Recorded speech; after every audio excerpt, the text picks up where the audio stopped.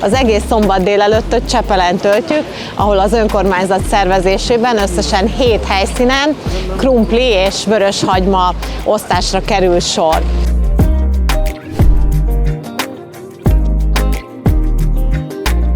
Én azt gondolom, hogy az önkormányzat részéről ez egy nagyon kedves gesztus, hogy így a tél beállta előtt egy kis kedvességgel próbálja meg enyhíteni a mindennapi kiadásokat az emberek számára.